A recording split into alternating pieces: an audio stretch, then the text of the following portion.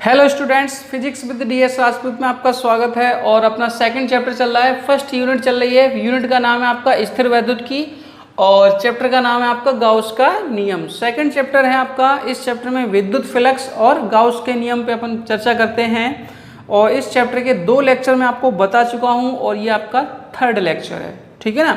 और UP board में ये 8 नंबर की यूनिट आती है पहली, और राजस्थान बोर्ड में ये 7 नंबर की यूनिट आती है। ओके, और इस यूनिट में कितने चैप्टर हैं? 4। पहला था आपका विद्युत आवेश तथा विद्युत क्षेत्र, दूसरा है विद्युत फ्लक्स तथा गाउस का नियम, तीसरा है आपका विद्युत विभव और चौथा है आपका विद्युत धारिता, जिसमें अपन संधारित्र पढ़ेंगे। क्या पढ़ेंगे? संधारित्र। संधारित्र क्या होता है वो आपने देखा होगा, पंखे के ऊपर लटका होता है वो कंडेंसर, उसको फिजिक्स में संधारित्र बोलते हैं, अंग्रेजी में उसको कैपेसिटर बोलते हैं। क्या बोलते हैं उसको? कैपेसिटर। तो इसमें क्या है कि देखो 2 लेक्चर में आपको बता चुका हूँ। 2 लेक्चर में मैंने आपको बताया था विद्युत फ्लक्स बताया था और गाउस का नियम भी बताया था, ठीक है ना। अब हम बात करेंगे सतत आवेश वितरण की। किसकी बात करेंगे? सतत आवेश वितरण की। सतत आवेश वितरण, ठीक है ना। राफेल जहाज उड़ के जा रहा है हमारी छत के ऊपर से, देखो आवाज सुनाई दे रही है क्या आपको? सतत आवेश वितरण, ठीक है ना। तो ये सतत आवेश वितरण क्या है? तो वस्तु की आकृति आकार के हिसाब से, वस्तु की आकृति और आकार के हिसाब से वस्तु की आकृति और आकार के हिसाब से जो आवेशों का जो वितरण है, आवेशों का जो वितरण है, वितरण का मतलब ये है कि हम किसी वस्तु को आवेश को वस्तु पे वितरित करें, आवेश को वस्तु पर वितरित करें, तो उसका मतलब होता है सतत आवेश वितरण। तो पहला होता है ये रेखीय आवेश वितरण। पहला क्या होता है? रेखीय आवेश वितरण, ठीक है ना। इसको लैम्डा से दर्शाते हैं। किससे दर्शाते हैं? लैम्डा से। और सेकंड होता है आपका पृष्ठीय आवेश वितरण। पृष्ठीय आवेश वितरण, और इसको दर्शाते हैं सिग्मा से। और थर्ड होता है आपका आयतन आवेश वितरण। आयतन आवेश वितरण, और इसको दर्शाते हैं रो से। तो सतत आवेश वितरण जो है ना 3 प्रकार के होते हैं, रेखीय आवेश वितरण, पृष्ठीय आवेश वितरण और आयतन आवेश वितरण। समझ गए ना। अब इसमें जैसे सबसे पहले की बात करें कि भाई रेखीय आवेश वितरण क्या होता है? रेखीय आवेश वितरण क्या होता है? रेखीय आवेश वितरण क्या होता है, ठीक है ना। तो रेखीय आवेश वितरण क्या होता है? जब आवेश का वितरण एक समान रूप से, ध्यान से सुनना, जब आवेश का वितरण एक समान रूप से किसी रेखा पर होता है तो उसको रेखीय आवेश वितरण कहते हैं। जैसे मतलब कि तार है, ये तार पे अगर आप आवेश बांटो तो तार पे जो आवेश बटेगा वो उसकी लंबाई पे बटेगा। तार पे जो आवेश बटेगा उसकी लंबाई पे बटेगा। मान लो कि भाई इस तार की जो लंबाई है वो L मान ली। क्या मान ली? L। तो ऐसी सिचुएशन में जो लैम्डा लिखा जाएगा वो होता है आवेश बटे लंबाई। लैम्डा लिखा जाएगा वो क्या लिखा जाएगा? आवेश बटे लंबाई। जैसे रिंग है, कोई रिंग हो और उसकी रेडियस हमने त्रिज्या मान ली R। कोई भी रिंग हो और उसकी त्रिज्या क्या मान ली हमने? R मान ली। इस पे आवेश बांटो, इस पे आवेश बांटो, ऐसे बटेगा। रिंग जानते हो ना। अब रिंग होगी तो इसके अंदर यहाँ कोई मटेरियल है नहीं। जब यहाँ कोई मटेरियल नहीं है तो यहाँ अगर आप लैम्डा निकालोगे तो क्या निकलेगा? Q बटे 2 पाई R। ये 2 पाई R क्या है? हमने क्या कहा था? आवेश बटे वो लंबाई ली जाती है, आवेश बटे वो लंबाई ली जाती है जितनी लंबाई में आवेश बटा हुआ है, जितनी लंबाई में आवेश बटा हुआ है। तो इस पूरी लंबाई को हम बोलते हैं परिधि, और परिधि क्या होती है आपकी? 2 पाई R। परिधि क्या होगी? 2 पाई R। तो रेखीय आवेश वितरण समझ गए क्या? जब आवेश का वितरण एक किसी वस्तु पर एक समान रूप से उसकी रेखा या लंबाई पे होता है, रेखा या लंबाई पे होता है उसको बोलते हैं रेखीय आवेश वितरण। उसको क्या बोलते हैं? रेखीय आवेश वितरण। अब यहाँ जैसे मान लो कि यदि हम L बराबर 1 मीटर ले लें, ठीक है ना, तो फिर लैम्डा कितना बच जाएगा? Q। लैम्डा कितना बच जाएगा? Q। मान लेते हैं इस पे Q आवेश दिया होगा, ठीक है, तो लैम्डा कितना बच जाएगा? Q। तो ये हो गया 1 मीटर लंबाई, 1 मीटर लंबाई पर स्थित आवेश, 1 मीटर लंबाई पर उपस्थित आवेश या वितरित आवेश को रेखीय आवेश घनत्व कहते हैं। क्या कहते हैं? एकांक लंबाई, ध्यान से सुनना, एकांक लंबाई पर वितरित आवेश, एकांक लंबाई पर वितरित आवेश रेखीय आवेश घनत्व कहलाता है, रेखीय आवेश घनत्व कहलाता है, ठीक है ना। तो ये लैम्डा हो गया। अब यहीं अगर हम छोटा सा इसका टुकड़ा ले लें जिसकी लंबाई dl हो और जिस पे आवेश dq बटा हो, तो लैम्डा कितना हो जाएगा? dq बटे dl। तो लैम्डा कितना हो जाएगा? dq बटे dl, ठीक है ना। तो रेखीय आवेश वितरण हो गया आवेश बटे लंबाई। इसको किससे दर्शाते हैं? लैम्डा से दर्शाते हैं। किससे दर्शाते हैं इसको? लैम्डा से दर्शाते हैं, समझ गए। तो लैम्डा बराबर हो जाएगा आवेश बटे लंबाई। याद रखोगे क्या? रेखीय आवेश वितरण क्या होता है? जब आवेश का वितरण किसी वस्तु पर एक समान रूप से उसकी लंबाई पे होता है तो उसको हम रेखीय आवेश वितरण कहते हैं। फिर इसके बाद अपन बात करते हैं सेकंड नंबर क्या है? पृष्ठीय आवेश वितरण। सेकंड नंबर क्या है? पृष्ठीय आवेश वितरण। इसको नोट कर लो जल्दी से, फिर हम इसको मिटाते हैं। पृष्ठीय आवेश वितरण, ठीक है ना। तो पृष्ठीय आवेश वितरण क्या होगा? जब आवेश का वितरण किसी वस्तु पर एक समान रूप से उसके क्षेत्रफल पे होता है। अभी हमने आवेश किस पे बांटा था? लंबाई पे। अब हम आवेश किस पे बांट रहे हैं? क्षेत्रफल पे। तो अब आवेश का वितरण कहाँ होगा? क्षेत्रफल पे। तो जो पृष्ठीय आवेश वितरण है ना आपका, पृष्ठीय आवेश वितरण, इसको किससे दर्शाते हैं? पृष्ठीय आवेश वितरण को सिग्मा से दर्शाते हैं। पृष्ठीय आवेश वितरण को किससे दर्शाते हैं? सिग्मा से दर्शाते हैं। और ये होता क्या है? जब आवेश का वितरण एक समान रूप से वस्तु के क्षेत्रफल पे होता है। ध्यान से सुनना, जब आवेश का वितरण एक समान रूप से वस्तु के क्षेत्रफल पे होता है तो उसको पृष्ठीय आवेश वितरण कहते हैं। जैसे मान लीजिए कोई सीट है, ये क्या है? ये कोई सीट है और इस पे हमने इसके पूरे क्षेत्रफल पे, इसके पूरे क्षेत्रफल हमने आवेश बांट दिया, इसके पूरे क्षेत्रफल हमने आवेश बांट दिया। इसका क्षेत्रफल मान लिया हमने A है, इसका क्षेत्रफल क्या मान लिया? A है, और इस पे Q आवेश दिया हमने। तो यहाँ सिग्मा कितना हो जाएगा? Q बटे A। सिग्मा कितना हो जाएगा? Q बटे A। यानी कि पृष्ठीय आवेश वितरण कैसे निकाला जाता है? आवेश बटे क्षेत्रफल। सिग्मा कैसे निकाला जाता है? आवेश बटे क्षेत्रफल, ठीक है ना। अब जैसे मान लो यहाँ कोई हमने चालक गोला ले लिया।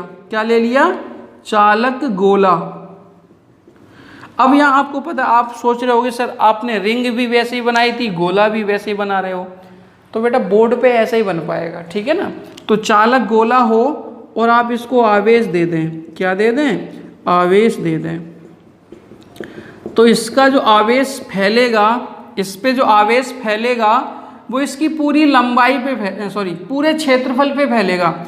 और तो तब सिग्मा निकालोगे तो सिग्मा का सूत्र होता है Q। या मान लो कि हमने Q आवेश दिया और इसकी त्रिज्या क्या मान ली हमने? R मान ली। तो बताओ भाई इसके पृष्ठ का क्षेत्रफल कितना होगा? इसके पृष्ठ का क्षेत्रफल होगा 4 पाई R स्क्वायर। इसके पृष्ठ का क्षेत्रफल कितना होगा? 4 पाई R स्क्वायर। तो गोले के लिए सिग्मा निकालोगे तो सिग्मा निकलेगा आपका आवेश बटे उसका क्षेत्रफल, आवेश बटे उसका क्षेत्रफल। आई थिंक आपको ये समझ में आया होगा।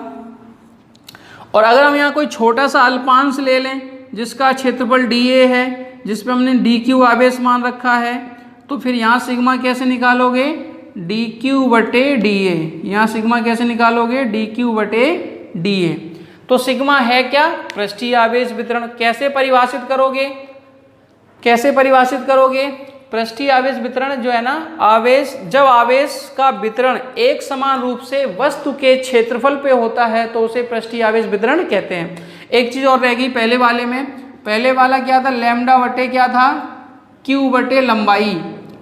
लैम्डा था रेखीय आवेश वितरण था ना इससे पहले, तो आवेश बटे लंबाई था।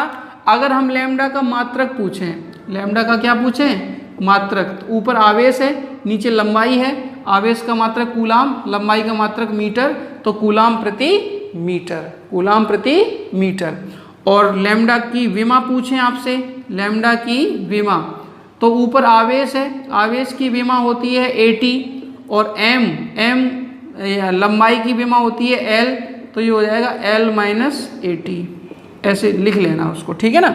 अब यहाँ आ जाओ, फिर से वही बात, अगर हम A का मान कितना ले लें, 1 मीटर स्क्वायर ले लें, तो सिग्मा कितना हो जाएगा? Q हो जाएगा। तो हम कहेंगे कि भाई एकांक क्षेत्रफल, एकांक क्षेत्रफल पर उपस्थित आवेश, एकांक क्षेत्रफल पर उपस्थित आवेश, एकांक क्षेत्रफल पर उपस्थित आवेश पृष्ठीय आवेश घनत्व कहलाता है। नहीं समझे? एकांक क्षेत्रफल पर उपस्थित आवेश पृष्ठीय आवेश घनत्व कहलाता है। अब यहाँ देखो, अगर हम सिग्मा का मात्रक पूछें, सिग्मा का मात्रक, तो आप बता सकते हो, ऊपर आवेश है, नीचे क्षेत्रफल है। आवेश का होता है कूलाम, क्षेत्रफल का होता है मीटर स्क्वायर, तो कूलाम प्रति मीटर स्क्वायर। अगर सिग्मा की विमा पूछें, तो ऊपर विमा होगी AT, आवेश की विमा AT होती है ना, और ये क्षेत्रफल की होती है L स्क्वायर, तो इसकी हो जाएगी L माइनस 2 AT, ठीक है ना, L माइनस 2 AT। तो आई थिंक ये दोनों की मात्रा को, दोनों की विमा लिख लो जल्दी से। फिर अपन बात करेंगे किस पे? आयतन आवेश वितरण पे। किस पे बात करेंगे? आयतन आवेश वितरण पे। मिटा दें इसको, बोलो भाई साहब, अरे भाई साहब बोल दो, अरे हाँ ना तो बोल दो। अब इसके बाद अपन बात करते हैं आयतन आवेश वितरण पे, आयतन आवेश वितरण पे, ठीक है ना, आयतन आवेश वितरण पे। अब यहां देखो, तीसरा नंबर है आयतन आवेश वितरण। तो आयतन आवेश वितरण क्या होता है समझो। जब आवेश का वितरण, ध्यान से सुनना, जब आवेश का वितरण किसी वस्तु के आयतन पर होता है एक समान रूप से, जब आवेश का वितरण एक समान रूप से किसी वस्तु के आयतन पे होता है, किसी वस्तु के आयतन पे होता है, तो उसे आयतन आवेश वितरण कहते हैं, तो उसे आयतन आवेश वितरण कहते हैं, ठीक है ना, आयतन आवेश वितरण कहते हैं। जैसे मान लीजिए कि इसको रो से दर्शाते हैं, इसको किससे दर्शाते हैं? रो से। तो रो बराबर हो जाएगा आवेश बटे आयतन, रो बराबर क्या हो जाएगा? आवेश बटे आयतन, ठीक है ना। और यदि हम V का मान कितना ले लें? 1 मीटर क्यूब, V का मान कितना ले लें? 1 मीटर क्यूब, तो रो बराबर कितना हो जाएगा? क्यूब, रो बराबर कितना हो जाएगा? क्यूब, ठीक है ना। अतः कैसे परिभाषा बनाओगे? परिभाषा हम बनाएंगे कि एकांक आयतन में, एकांक आयतन में वितरित आवेश, एकांक आयतन में वितरित आवेश आयतन आवेश घनत्व कहलाता है। एकांक आयतन में वितरित आवेश आयतन आवेश घनत्व कहलाता है, ठीक है ना। अल्पांश की बात करें, अल्पांश छोटा सा टुकड़ा ले लिया जाए अल्पांश के लिए, तो अल्पांश के लिए रो कितना होगा? रो बराबर हो जाएगा DQ बटे DV, DQ बटे DV। अल्पांश के लिए आयतन आवेश वितरण हो जाएगा आपका रो बराबर DQ बटे DV। अब यहाँ देखो, जैसे कोई अचालक गोला हो, जैसे कोई क्या हो? अचालक गोला हो, कुचालक लिख दो, कुचालक गोला हो, क्या हो? कुचालक गोला हो या अचालक गोला हो, और इसकी त्रिज्या कितनी हो? R हो। तो फिर जब इस पे आप आवेश बांटोगे तो वो आवेश इसके पूरे आयतन पे फैलेगा, इसके पूरे आयतन पर फैलेगा, ठीक है ना, इसके पूरे आयतन पर फैलेगा। कोई दिक्कत इस हिसाब से, ठीक है ना। तो यहां अगर हम रो निकालेंगे ना तो रो निकलेगा आपका, मान लो इसको हमने क्यू आवेश दिया तो Q/4/3 pi are cube. Sir ये 4/3 पाई आर क्यूब क्या है? तो हमने क्या कहा था, जब रो निकालते हैं ना तो आवेश बटे आयतन लिखते हैं, तो इस गोले का आयतन क्या हो जाएगा 4/3 पाई आर क्यूब। तो ये था आपका आयतन आवेश वितरण। क्या था ये? आयतन आवेश वितरण। इसको जल्दी से नोट कर लो। अब हम लोग आगे बात करेंगे किसकी? गाउस के नियम के अनुप्रयोग। किसकी बात करेंगे? गाउस के नियम के अनुप्रयोग की बात करेंगे। एप्लीकेशन। गाउस के नियम के क्या पढ़ने वाले हैं? एप्लीकेशन पढ़ने वाले हैं। ओके, करो जल्दी से।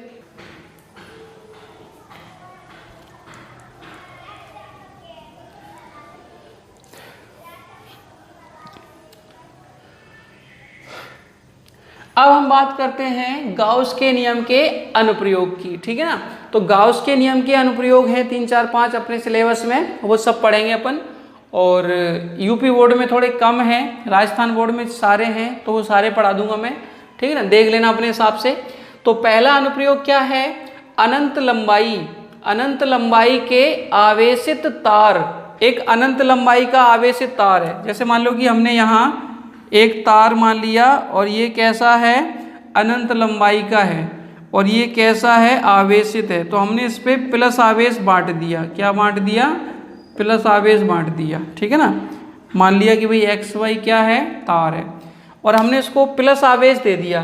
तो वही कह रहे हैं अनंत लंबाई के आवेशित तार के कारण विद्युत क्षेत्र की तीव्रता। अब इसकी वजह से हमें विद्युत क्षेत्र की तीव्रता ज्ञात करनी होगी, समझ गए ना। अब उसके लिए हम क्या करेंगे, समझो। इसको हम रेखीय आवेश भी बोल देंगे। क्या बोल देंगे? रेखीय आवेश। अगर आपसे डेरिवेशन में ये लिखा मिल जाए कि भाई रेखीय आवेश के कारण विद्युत क्षेत्र की तीव्रता बताओ, तो आपको बतानी होगी।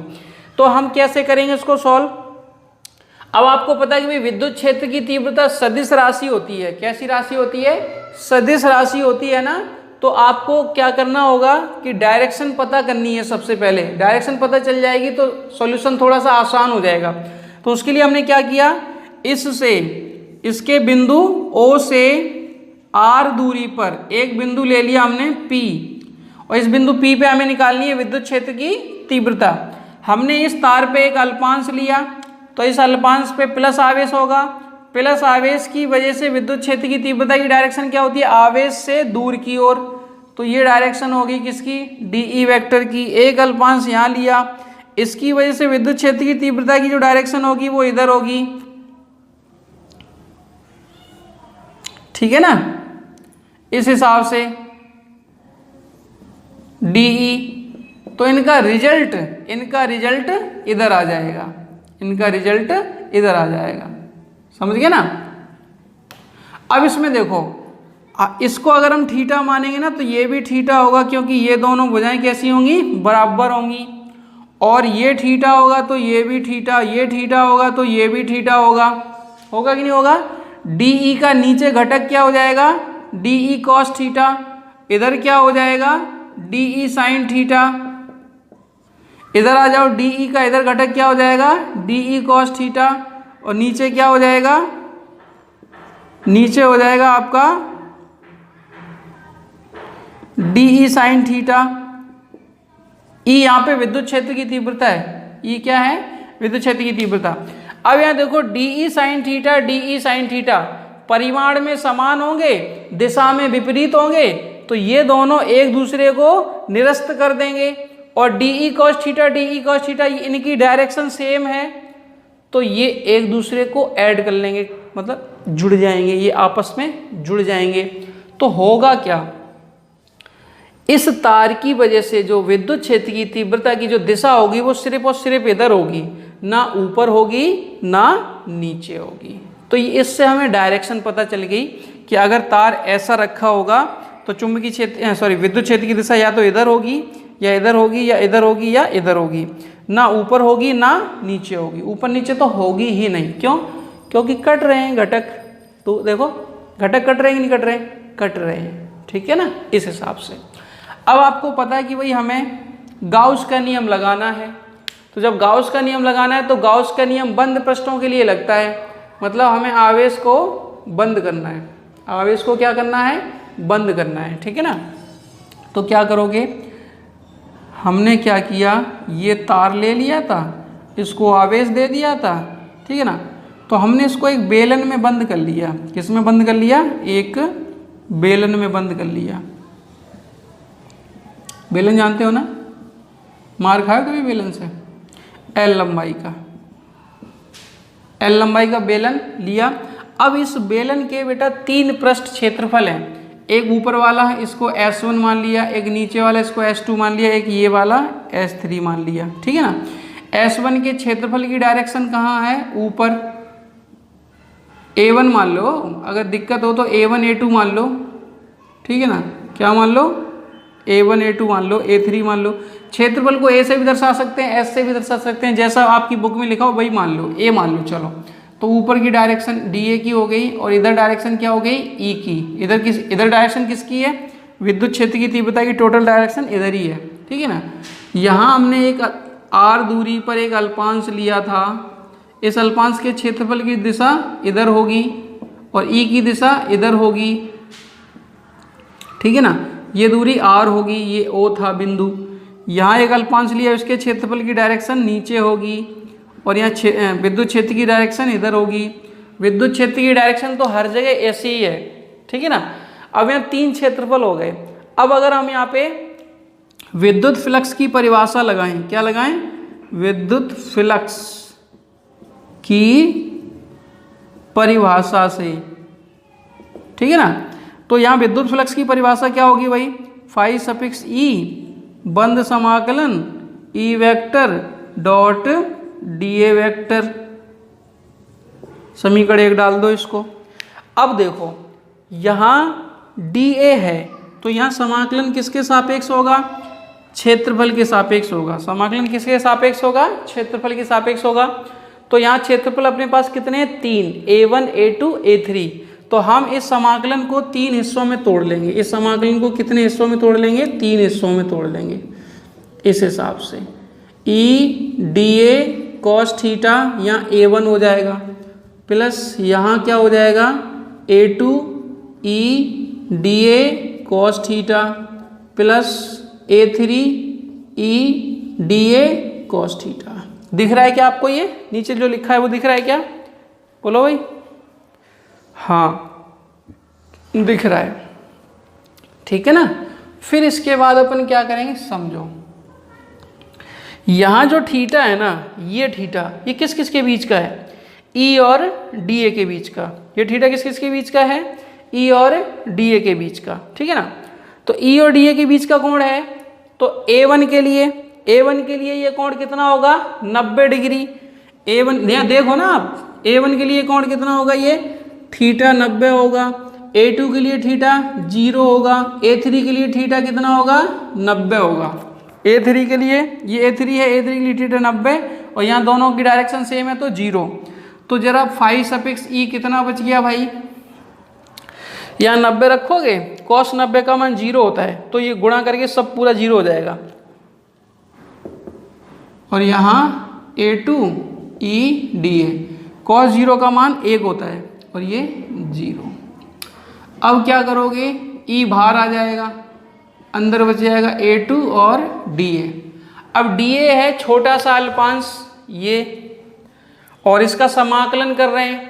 समाकलन किसका हो रहा है, A2 का। A2 कौन सा एरिया है, वक्र पृष्ठ वाला, ये वाला। A2 कौन सा एरिया है, ये वाला किनारे, ये वाला A2 है, वक्र पृष्ठ एरिया। वक्र पृष्ठ क्षेत्रफल क्या होता है बेलन का, 2 पाई आर एच। बेलन का वक्र पृष्ठ क्या होता है, 2 पाई आर एच। अब h की जगह हम लोगों ने यहाँ क्या ले रखा है, l, तो फिर यहाँ क्या हो जाएगा 2 पाई आर एल। क्या हो जाएगा यहाँ पे भाई, 2 पाई आर एल, यहाँ रख देंगे 2 पाई आर एल। इसको डाल देते हैं समीकरण नंबर 2। अब यहाँ पे हम किसका इस्तेमाल कर रहे हैं, गाउस के नियम का। तो गाउस के नियम की हेल्प ले लो भाई, गाउस के नियम से। तो गाउस का नियम क्या था, फाई सफिक्स ई बराबर सिग्मा क्यू बटे एप्सिलॉन नोट, ये गाउस का नियम था। अब यहाँ देखो गाउस का नियम कैसे करेंगे भाई, लैम्डा लगेगा यहाँ पे। यहाँ आवेश का वितरण कहाँ है, लंबाई पे है ना, यहाँ आवेश का वितरण लंबाई पे है। तो तो इसी लेक्चर में मैंने सबसे पहले लैम्डा बताया था, और लैम्डा का सूत्र होता है टोटल आवेश सिग्मा क्यू बटे लंबाई, टोटल आवेश सिग्मा क्यू बटे लंबाई। तो ये सिग्मा क्यू यहाँ कितना हो जाएगा, सिग्मा क्यू हो जाएगा यहाँ पे लैम्डा इंटू एल। तो यहाँ रखोगे तो फाई सफिक्स ई बराबर क्या हो जाएगा, लैम्डा एल बटे एप्सिलॉन नोट। इसको डाल दो समीकरण नंबर 3। अब क्या करोगे भाई, समीकरण 2 व 3 से, समीकरण 2 व 3 से तो ये हो जाएगा ई 2 पाई आर एल, ये वाला देखो LHS बराबर है ना इनकी, फाई सफिक्स ई LHS बराबर है तो इनकी RHS भी बराबर होंगी। तो ये हो जाएगा आपका लैम्डा एल बटे एप्सिलॉन नोट, एल से एल कट जाएगा तो ई बराबर बच जाएगा लैम्डा बटे 2 पाई एप्सिलॉन नोट आर। ये हो गई आपकी विद्युत क्षेत्र की तीव्रता। किसी भी अनंत लंबाई के आवेशित तार की वजह से विद्युत क्षेत्र की तीव्रता कितनी होती है, ई बराबर लैम्डा बटे 2 पाई एप्सिलॉन नोट आर। इसको थोड़ा याद करने में थोड़ा सा प्रॉब्लम सी रहती है, मतलब जल्दी से याद नहीं होता, लेकिन हम तुम्हें एक अच्छा सा एडजस्ट करके बताते हैं इसको। 2 का गुणा कर लो, ऊपर भी और नीचे भी, नीचे करेंगे तो कितना हो जाएगा, ये 4 पाई एप्सिलॉन नोट आर। ये 1/4 पाई एप्सिलॉन नोट आर क्या होता है, के। तो ये हो जाएगा ऊपर 2 है, ये 2k लैम्डा बटे आर। ये अच्छे से याद रह जाएगा। जहाँ k की जगह क्या रख दिया हमने, मतलब किसकी जगह k लिख दिया हमने, 1/4 पाई एप्सिलॉन नोट की जगह क्या लिख दिया, k। और k की वैल्यू आपको एक के चैप्टर में बताई थी ना, इसकी कितनी होती है, 9 × 10⁻9 न्यूटन मीटर स्क्वायर प्रति कूलाम स्क्वायर, ठीक है ना। अगर इसका सदिश रूप लिखना चाहो ना, सदिश रूप, विद्युत क्षेत्र की तीव्रता सदिश राशि है ना, तो सदिश रूप आ जाएगा इसका 2k लैम्डा बटे आर, और यहाँ आर कैप आ जाएगा। और अगर हम यहाँ ई और आर के बीच ग्राफ बनाना चाहें, ई और आर के बीच, तो दोनों के बीच कैसा रिश्ता है, व्युत्क्रमानुपाती का, तो ग्राफ ऐसा आ जाएगा, ठीक है ना। तो इतना करना होता है आपको बोर्ड एग्जाम में। देखो क्या पूरा दिख रहा है क्या आपको, जितना लिखा है बोर्ड पे सब दिख रहा है ना आपको, हाँ एकदम पूरा दिख रहा है। इसको नोट कर लेना आप, ठीक है ना। तो आई थिंक आपको ये समझ में आया होगा, और लाइटिंग की थोड़ी सी कमी हो सकती है, साउंड तो ठीक होगा, तो लाइटिंग की व्यवस्था हम और कर लेंगे इस रूम में, ठीक है ना, तो थोड़ा और अच्छा लगेगा आपको।